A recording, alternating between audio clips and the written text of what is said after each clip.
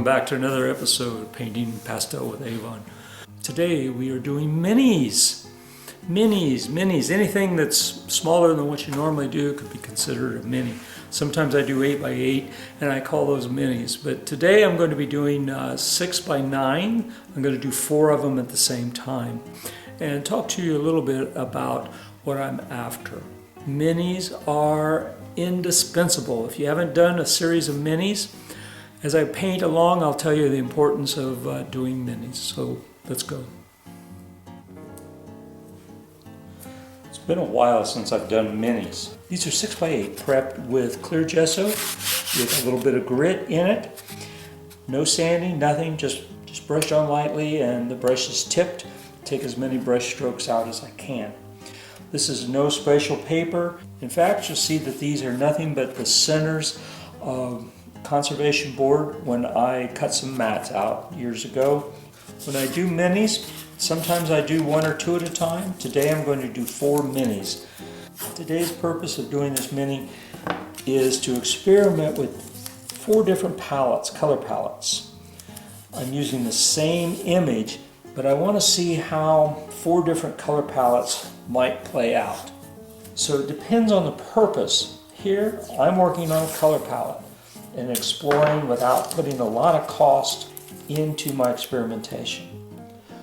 This is one of 2 drawings I did after doing about 4 or 5 thumbnails to come up with a basic design. I marked off my areas into thirds with my little hash marks, and I've got kind of a center of interest that would occur right in this, where these intersect of the thirds would hit right in here. But I didn't choose this one. This isn't the one I'm going to use. This is the one I'm going to use. It's much more simplified. Sometimes simple is better, especially when I'm doing color palettes. The other one I would have a lot of branches and stems on some of those bushes that I broke up in the foreground. So this will be a simplification. Let me test the color palette, and then if I decide I don't like the simplification, I can add the more detail in a future piece. But this is what I'll be using, and again, my center of interest falls in this intersection of these 1/3 marks. Because I'm right-handed, I'm going to start on this upper right side. That way I'm not running my hand across accidentally and smearing something up. So do as you need to do. If you do these multiply in something more than 2 is a little easier to handle than 4. So if you haven't done minis before, just maybe go with 2 at a time, or even 1 at a time is fine. 1 at a time will let you not copy so much.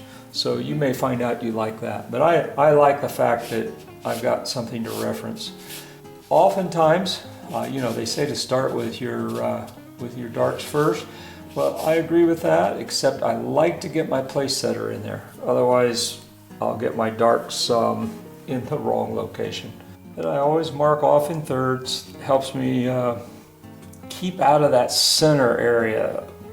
I'm a little OCDC and I want everything stacked and centered. So this helps me move that center out. Now you'll notice I'm using different color palettes already just for the highlight. That doesn't mean that will be the end color, but that's the base color which I'll layer things over. There's multiple ways that you could approach this. I could approach this with the color wheel and just keep painting this in analogous colors and using the same colors for each piece, but varying the values of each. Go from light to dark to middle tones for each of the same colors in all 4 pieces. But I'm opting to use a completely different set of colors for each of these. Now these 2 are very different and probably will show up very different, and they're going to be on the brighter side. But these 2, I'm going to go more with a tonalistic approach, and I'm going to see if I can create some blue grays in at least one of these that will allow me to experiment with and keep everything on the really dark gray side, almost like a snowy winter night, except no snow. The one below this was a little bit more on the blue side. Imagine at this point, if this is my lightest area and this is my lightest area, imagine how much darker these are going to be in order to keep this light. And that's my goal here, is to play with something at the far end or the dark end of the value scale for these. And here I'm on the light end of the scale, and I might be much broader over many different zones of gray in these two versus these two. And I'm not going to press too hard on these because I think I'm going to wash all these in with alcohol. I used to do a lot of minis, but I've gotten out of the habit of doing them as often. But they're great little things to not spend a lot of money on materials with. Now sometimes my minis I will even use wet techniques besides washing them in with alcohol or something. I'll use gesso and get texture. So I don't know what today's mini exercise will be, whether some or all of them will get texture, or whether I will just concentrate on the color combinations and how this image goes together for a larger picture later. There's another great advantage to doing minis, is especially if you're just getting started in art, minis allow you, they're small, so they happen fast. It doesn't take a lot of time to experiment with, in this case, a palette. But it also doesn't take a lot of time if you're experimenting with something else, such as how you put together this image. You think you've got it drawn out in a thumbnail, and now you want to put it together. So minis, again, you can do 4 minis in the time that it would take to do one larger piece that would be, 12 by 12 or 16 by 16 or 16 by 20. So you're getting 4 or 5 times the artistic experience if you take these minis to a little bit more finish than maybe what I'll do today. This one and this one, I'm using a blue earth. I've got a set of dark blue earths that I don't use very often. They're really soft, and for the amount of texture I use on my bigger pieces, something like that gets ground away, because it's like the softest I've ever used as far as a soft pastel. This is kind of a magenta, but again, it's going to be mixed.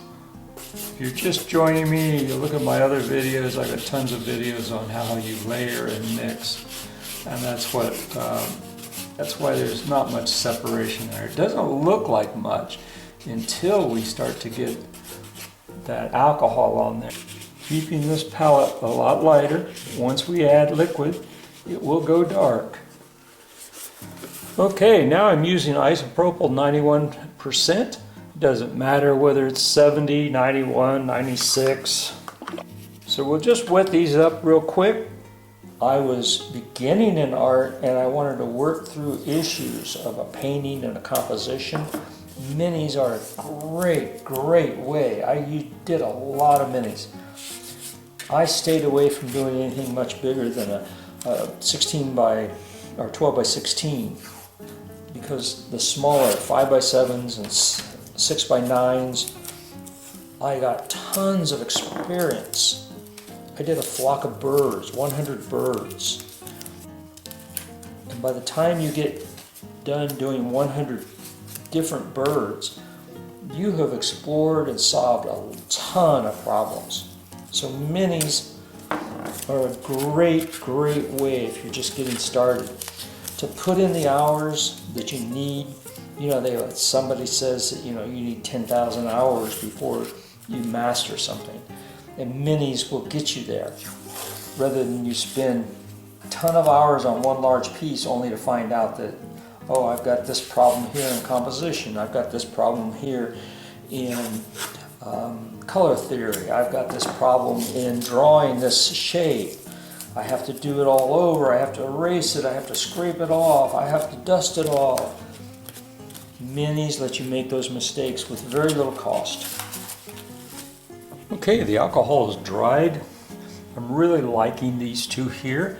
These two look a little Wolfconish because he used a lot of these colors. And every time I try to do something that he has done before using his color palettes, I've not really been that satisfied with, because I am influenced by Wolfcon, as are many other modern artists doing landscape today.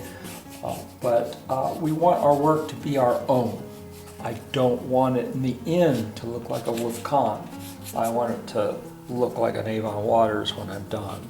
Now, going to just work on one piece at a time, it would get too difficult for me to remember all the different color layers and combinations to try to work on all four of these at the same time. Now, the other thing too is, you know, if, as I said in the introduction, if you are a beginning artist, these minis let you finish paintings, small paintings, and not spend a lot of time on them, so that, you know, hey, it didn't really work out and you didn't spend a week or a whole day working on a large painting and have a lot of money into the substrate, especially if you're using pastel panels. That's what we're looking at here, is just trying to get, I'm not going to take this to finish, I'm just trying to see this color combination. And that's about as far along as I'm going to take this on camera, and I'm going to start on this one. So it depends on the purpose. Here, I'm working on a color palette and exploring without putting a lot of cost into my experimentation. But if I was beginning in art and I wanted to work through issues of a painting and a composition, minis are a great way. You did a lot of minis. Okay, well, that's far enough for this. Finish it, but I'm not going to. I think you get the idea. Last one, the quadrant, we're doing in blue and with a bit of little blue greens in there.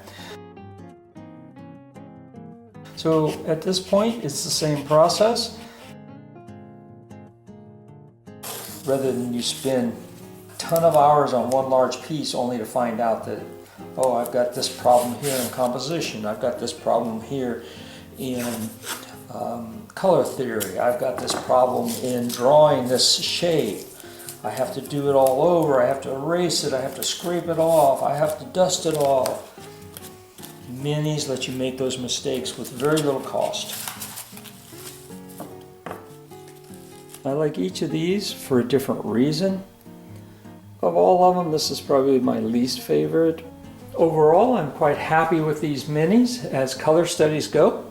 Again, if you are a beginner, you would want to take these to a little higher finish so that you get that experience of going from start to finish.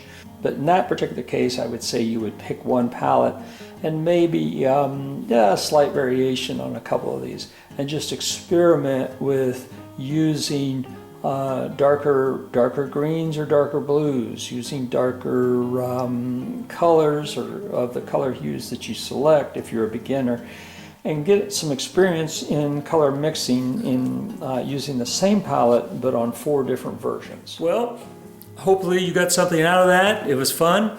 I learned a lot about the colors. I had some ideas of what colors I wanted to use, but I let the paintings, again, tell me what they needed. I didn't take any of those to a finish. If you are a beginner, then maybe not try 4 different palettes, but try one palette, set of colors, and try some that are a little darker version of those set of colors, a little lighter version, and middle tones. And by all means, if you're a beginner, maybe just doing a mini individually is the fastest and easiest way for you to learn, rather than get all mixed up with 2 or 3 up there. So until next week, happy painting everybody, and we'll have another great episode for you. Take care, bye.